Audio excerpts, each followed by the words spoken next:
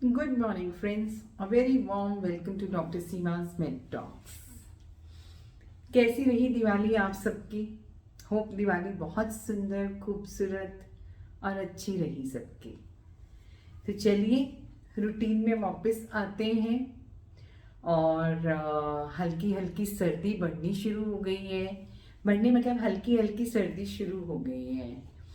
इस गुलाबी ठंड में ही अगर कुछ प्रिकॉशंस अभी से ले लें तो आगे की सर्दी बहुत हेल्दी वे में जाएगी, स्पेशली ओल्डर अडल्ट्स के लिए एंड फॉर ऑल एजेस, है ना। तो सर्दी में क्या प्रिकॉशंस थोड़े से ले लें और किन चीज़ों पर थोड़ा सा ध्यान दें और अपने आप को सेहतमंद रखें, है ना। तो यही तो हमारा मेन टारगेट है, टू कीप आवरसेल्व्स हेल्दी। बहुत केसेस आए हैं पीछे सडन कार्डियक डेथ के, कि इमीडिएटली हार्ट रिलेटेड डेथ्स हो रही हैं, कार्डियक अरेस्ट हो रहे हैं, खासकर यंगस्टर्स में हो रहे हैं। तो क्या कॉजेज हैं, क्यों हो रहा है? It's a matter of concern. Actually it's a matter of concern, क्योंकि आज से कुछ साल पहले तक तो हमारे दिमाग में सिर्फ एक ही चीज रहती थी कि जो डेथ्स हैं that is like old age में हुई, या कार्डियक एलिमेंट्स हैं तो ओल्ड एज में हुए, मतलब 60-65 साल के बाद ही ये चीजें सोची जाती थी।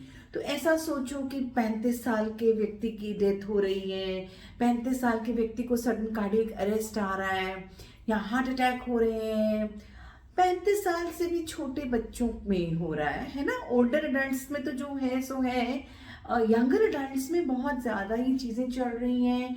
तो कुछ वीडियोस मैंने पहले भी बनाए थे कि जिसमें कि मैंने बताया था कि why is younger adult more prone to these kind of things. क्यों यंगर अडल्ट्स में ज़्यादा करके इस तरीके के केसेस हो रहे हैं जहाँ पे हार्ट अटैक या कार्डियक अरेस्ट हो रहा है ना। कोविड के टाइम पे थोड़ा, ये कोविड के बाद ये चीज़ें ज़्यादा बढ़ी, तो COVID is to be blame to it for it to an extent. अच्छा, उसके बाद फिर कोविड की वैक्सीनेशन पर ब्लेम जाना शुरू हो गया, है ना। तो देखिए, इन चीज़ों पर मैं कोई टिप्पणी नहीं करना चाहूँगी कि कोविड की वैक्सीनेशन ने क्या किया है क्या नहीं किया। I do not want to say anything about that.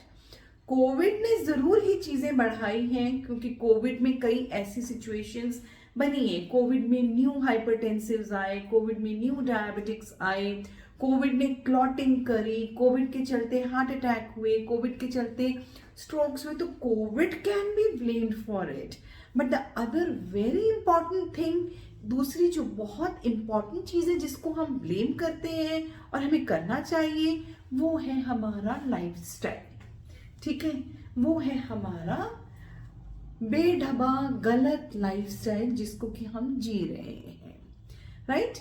अभी दिवाली जस्ट निकली है तो एवरीबडी माइट हैव, मैं ये नहीं कहती कि मैं नहीं इन्वॉल्व हुई, सबने बिंज ईटिंग बिंज ड्रिंकिंग करी है ना कहीं everybody has gone into it. अच्छा, यंगस्टर्स में थोड़ी ये चीजें ज्यादा हैं, हम लोग फिर एक माइंडफुल ईटिंग या कुछ भी करते हैं, बट यंगस्टर्स में कहीं पार्टिंग और ये सब, मतलब मुझे जहाँ तक लगता है पिछले 10-15 दिन से दोस्त पार्टीज, दिवाली पार्टीज, फिर ये वो, कुछ पीयर प्रेशर भी है मुझे लग रहा है। There is some kind of peer pressure as well. मतलब अगर आप नहीं दिवाली पार्टीज कर रहे हो तो you are consider to be maybe outdated, है ना। तो पीयर प्रेशर है, हमारे टाइम पे इतने पीयर प्रेशर ना होते थे, या हमने समझे नहीं, या हमें समझ आए नहीं। आई do not know, I can not be very clear about the fact, लेकिन आज के टाइम पर पीयर प्रेशर है। एंड ये पीयर प्रेशर और ये लाइफस्टाइल चेंजेस कहीं ना कहीं आप लोगों को नुकसान पहुंचा ही रहा है और ज्यादा नुकसान पहुंचा सकता है।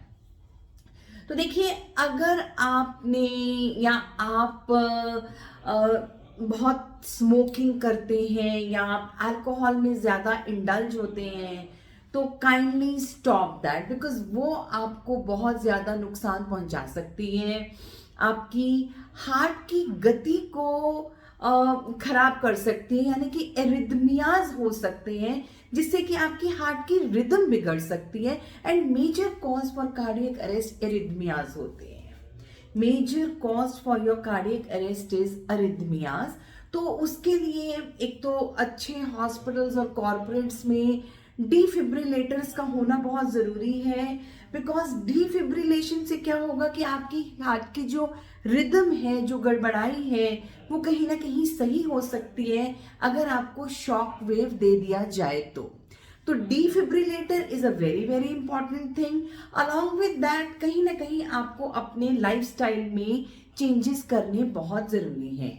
स्मोकिंग को प्लीज बच्चों, please adults, please older adults curtail कीजिए।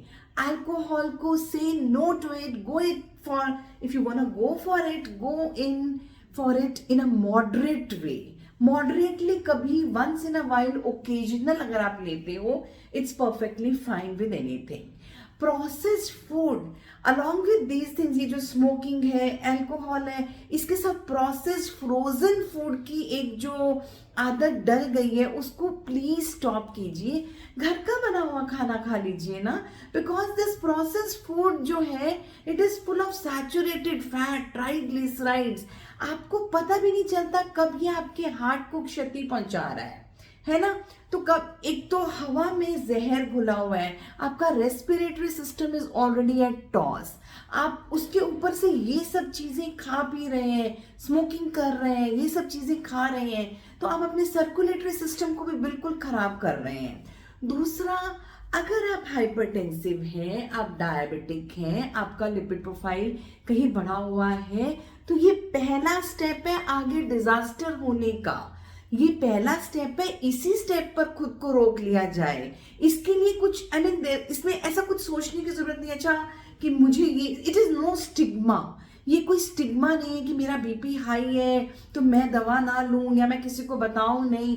अरे देख के अंधे क्यों हो रहे हो? अगर आपको मालूम है कि आपका बीपी हाई है, यू आर अ डायबिटिक, या आपके शुगर लेवल्स बढ़ रहे हैं, 2 महीने लाइफस्टाइल इंटरवेंशन कीजिए, नहीं ठीक हो रहा तो अपनी दवाई पर आइए, अपने डॉक्टर से बात कीजिए। उसको अवॉइड करने से तो कहानी ठीक नहीं होगी ना, उसको अवॉइड करने से तो डिजास्टर ही होगा। अपने खाने पीने पर ध्यान दीजिए। अच्छा, एक एक्सरसाइज के बारे में मैं बहुत ज़रूरी आज के वीडियो में आपको ये इंफॉर्मेशन देना चाहती हूँ। There is a difference between a regular workouts, regular exercise और एक आपकी स्ट्रेनुअस एक्सरसाइज। एक होती है रोजमर्रा की जिंदगी में अपने काम करना, चलना फिरना, काम करना, और छोटी मोटी सी अपनी एक वॉक कर लेना, दैट इज लाइक एक रूटीन एक्सरसाइज ये हुई, है ना। और दूसरी होती है रेगुलर एक्सरसाइज। रेगुलर एक्सरसाइज वो हुई कि जिसमें आपने अपने रूटीन में आप आधे घंटे की वॉक करते हो, 40 मिनट्स की वॉक करते हो, या थोड़ी सी स्विमिंग करते हो, या घर पर ही कुछ छोटी सी एक्सरसाइज करते हो, तो वो हुई regular exercise.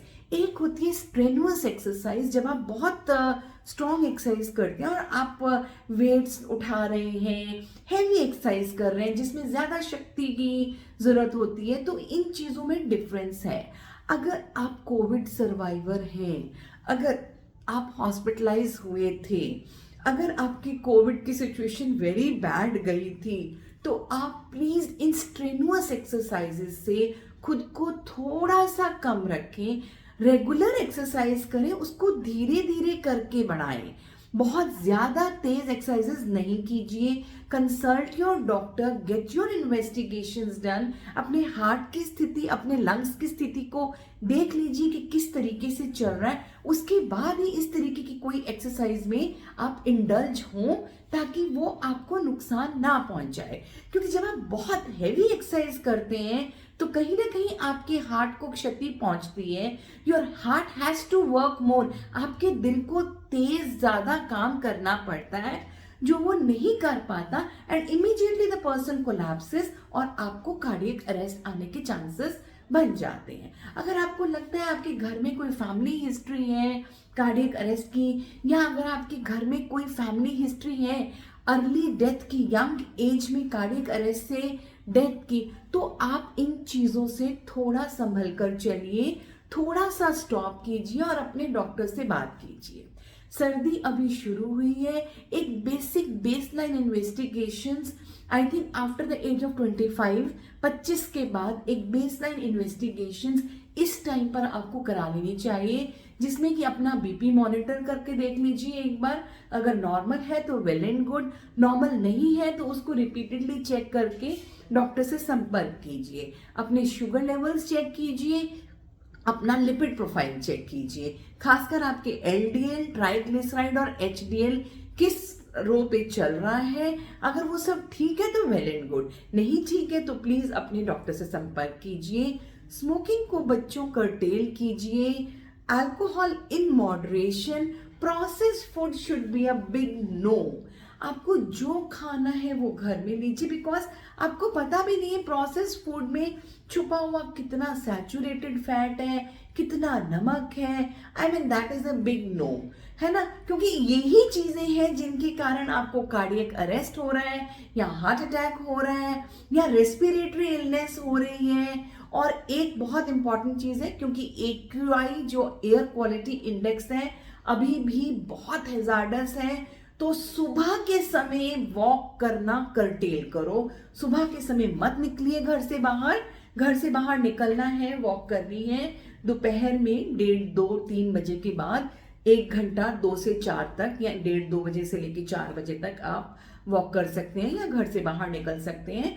Otherwise even the youngsters जो हाई बीपी के पेशेंट हैं, जो डायबिटिक्स हैं, जिनको कुछ कार्डियक एलिमेंट्स हैं, या जिनका कोविड बहुत सिवियर रहा था, इन सब चीजों से कर्टेल कीजिए। Right? Thank you so much. Have a wonderful day ahead.